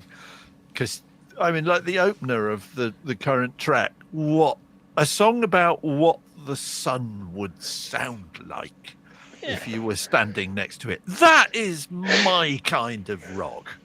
Yeah. So, how did Bridge 11 come about, and why Bridge 11? What's the title? Should we tell him? I need to know because Yeah. it's bound to be nerdy. It is. Well, if you go out of our front door, well, if you got the cellar steps, right, the cellar steps here, just go up there and turn that way about 5 yards. That is bridge number 11 in Amsterdam. Yeah. They don't all have names. Some of them have just got numbers. Yeah. And we live on the same street, and at the end of the street is bridge number 11. So there you go. Yeah. Oh, that's brilliant. Makes me think of City 17. But it sort of sounded slightly sort of mysterious, sort of bridge 11 on what, a starship with 11 bridges. Exactly. You know, like the Enterprise has got the battle bridge. So you know, I immediately thought of this is bound to be some sort of permutation of the Einstein-Rosen-Podolsky bridge, No, because I am very much a nerd. but we'll take that. but that's we'll which take is- that. Write which a is- song about it. Because Which is basically the underlying theoretical physics behind wormholes. Yes. And I just started to Absolutely. think that it's some sort of prog rock thing where you Say have hello, Dylan. the song is such a Hey, long Dylan. song that it has 11 bridges. also good. Oh. Also good. I see what you did there. I Or long. Also good. like that a lot. No, we both just like space and science. What's not to like? No, but and, Chris, Well, we thought I there's just think not enough yeah. technically accurate songs about space. So guys, the first song that I wrote for February album writing month this month got peer reviewed, What? which I thought was brilliant. So the first song that I wrote this year was about Eta Carinae, Oh yeah. which is the 250 stellar masses star in the middle of the Carina Nebula in the southern hemisphere. And I wrote various sort of things about it, like the fact that because of pumping between its helium and iron nuclei, it actually shines by emitting coherent ultraviolet laser light. And it turns out radio over Moscow down there in New Zealand is actually an astronomer. And he said, yeah, that's all true. Lovely. Lovely. So I'm counting that as the first song that I've ever had peer reviewed. And Brilliant. I will take that. Brilliant. Yeah, I think how Bridge 11 came about was because Gordon, you write all the words, and I think you saw a story one day about something. I can't even think what the first one we did was, but you'd have seen a story about something, and in typical slice of life style, just wrote a bunch of lyrics with facts in them. Yes. Came round for dinner. We probably had a bottle of Montepulciano, and plugged a Telecaster into a whole bunch of pedals and thought, what does space sound like? And took it from there. Yeah. And didn't stop. Exactly. And sometimes they don't stop. The longest one we've ever written that hasn't yet got onto an album was over 15 minutes long. Yeah. Wow. We haven't subjected anyone to that yet. I need to hear this, guys. We did, the latest album's got a couple of crackers on it because they're just so odd. The one about fast radio bursts, That's one of my favorites. which I don't know if you've cracked the code on this yet, Chris, but I'll give spoilers away. Ooh. So it's got a link to the 14 times as well because it's about number stations. So we've made Yep. the connection between FRBs and number stations, and the riff, the guitar line that's playing is actually sort of play by numbers against the number station that we quote from, or rather we give a sample from in the song. So it is actually the riff is built from a numbers station and it's about FRBs. Oh, that's glorious. So there you go. And then we've got the one that we both do sort of talky vocals on, which I had a lot of fun altering and pitch shifting and mangling, so you couldn't tell it was me and Gordon just talking one afternoon, reading pages from Wikipedia about the cosmological constant and what a mess it is. Yeah. In very dubious accents. Very dubious accents. Yeah. Yes. So we just enjoy it. Science is fun. Yeah. It is. It is. Yeah. And real. And real. Yes, unlike some other things. Yes. Yeah. To quote a They Might Be Giants album. Mm-hmm. So science is real. Well, because I can't let anything go, and Chris said earlier that it wasn't literally space rock, but isn't all rock literally space rock? It is. Not only is it literally space rock, but every atom in anything, including your good selves, any atom higher than carbon higher than iron that makes you up, can only have been forged in the dying explosion of a star-going supernova, because that's the only way elements above iron get formed is by supernovae. So you are literally the result of a dying star. Yeah. Metal Food knows something about atoms, but it's a cool song. With these periodic table songs. Yeah, just so good. We class. Alex talked about those when he appeared on the show. The shows are still archived and available to watch on YouTube. If you've not seen the one with Alex, do check it out. Yeah, even the 2014 ones are there. Suddenly hearing Alex doing the Axl Rose voice that he used in Collision Time, that was the biggest shock of February album writing month this year for me, I have to say. Absolutely stonkingly great performance there. You won't believe this voice Alex makes. Yeah. So one song, and it's called One More Night, and it's by Wolfkier. Is it Wolfkier? I don't know. Kalo 2013. Kate Stanton sings Sunny May and Ferry 0123.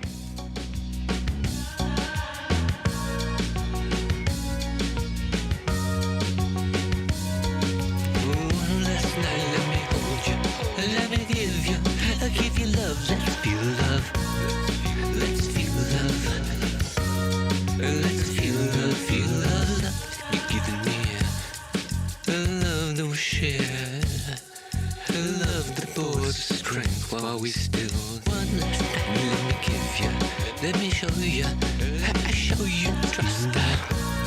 Let me show you, let me show you one more time. Trust that you have given me, trust that we have shared, trust that brought us strength before it disappears.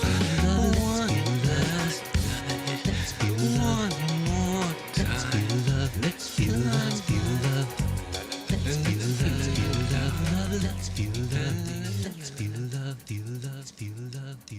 There he goes. One More Night by Wolfkier, Kalo 2013. Kate Stanton sings Sunny May and Ferry 0123. And as Dragon Dream says, that's a definite FAWM supergroup. Mm-hmm. In the form there, in the formation. You see what I did? Never mind. See what you did. Boo. Oh dear. So, I mean, going back to the whole space rock thing has spawned quite a discussion in the chat. So Nadine had said, "How many people on FAWM are nerds?" And the general consensus is like, all of us? Yeah, really. Yeah, probably. Can't be far off, Perhaps, really. but yeah, it's special. Yeah, I'm trying to think, who isn't a nerd? How do you define nerd? Yeah, I mean, what does it mean? And just somebody who is enthusiastic for me. Yeah. And I think Which we are. enthusiasm is one of the reasons why FAWM is such a lovely experience that it is because it's like, oh, you you get excited about writing your own music as well. That's Well- brilliant. Let's do something together. And they do, and it's brilliant. If we take the classic juxtaposition between nerds and jocks, aren't jocks enthusiastic about anything? Sport. Yeah. So they are sport nerds. Yeah, I guess so. Yeah. Probably. Don't know any. Yeah. Yeah, me either. Neither do I. We're into entirely theoretical territory here. Yeah. Yeah, It's probably would not even imagine. been modelled by computer yet. we need to write a thesis about this. Yeah, there's probably a good doctorate in that somewhere, I would think. Nerd is farmer. Yep. Yeah, All Garrett. right. Garrett is nerd equals yes, or it's probably just a Venn diagram of just one circle. Yeah, formers.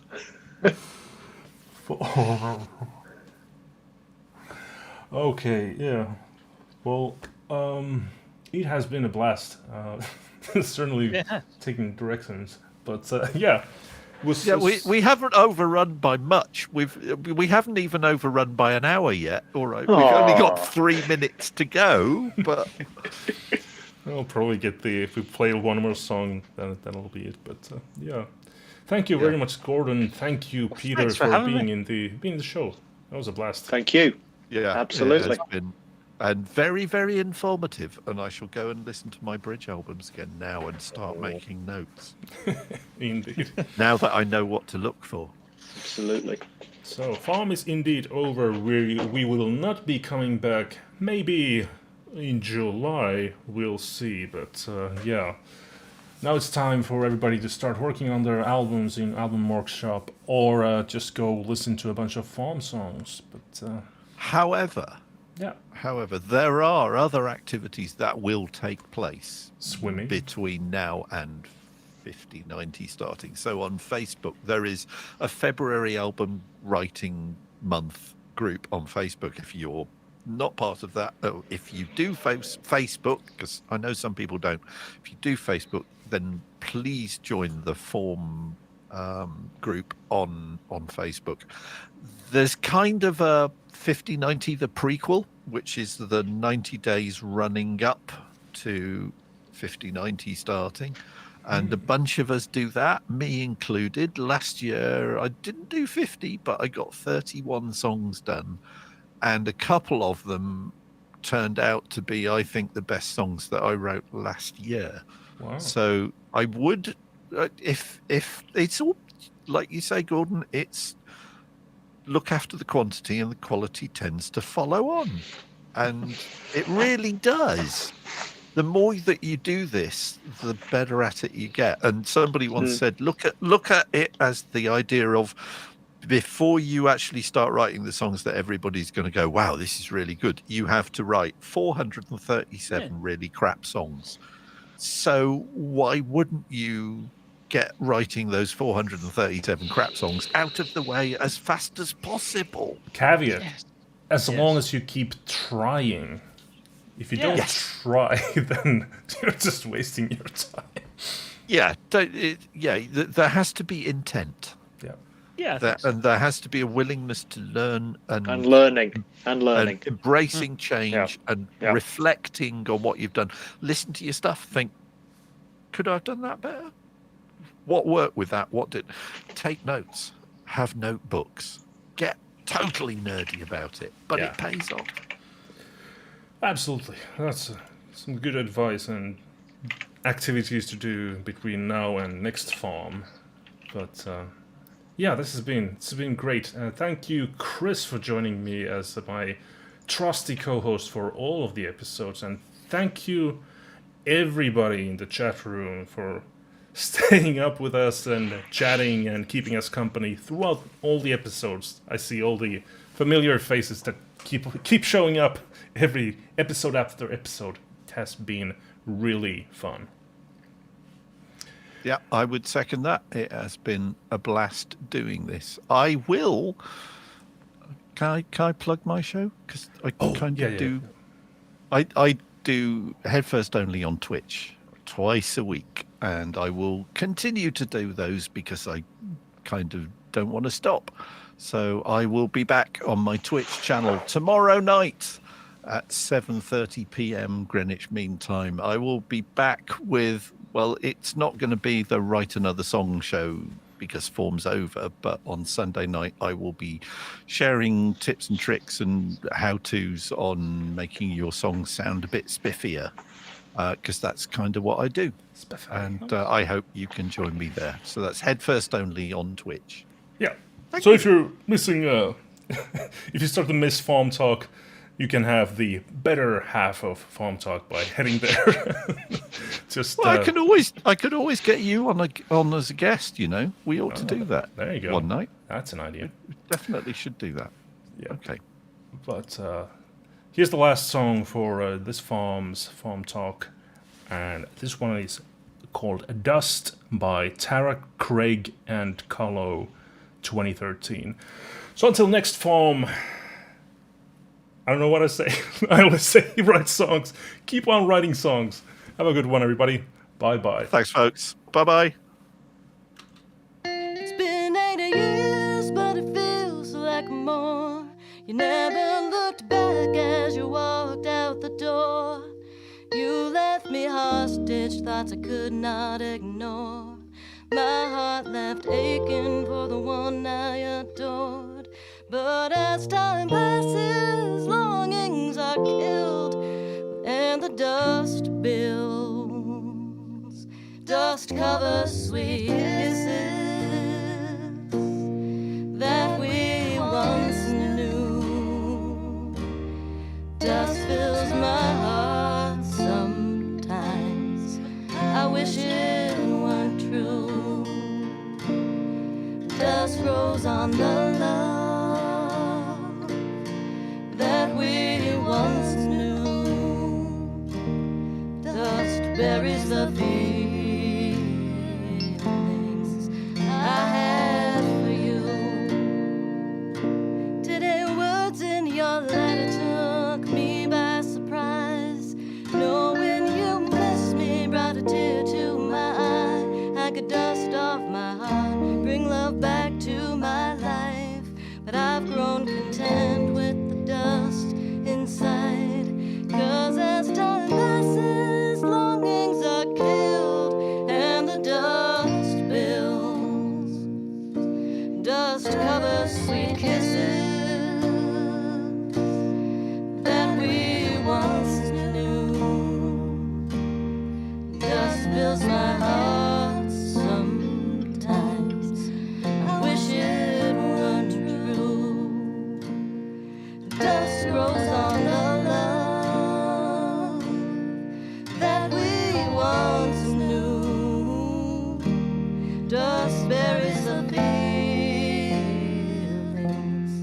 I had for you.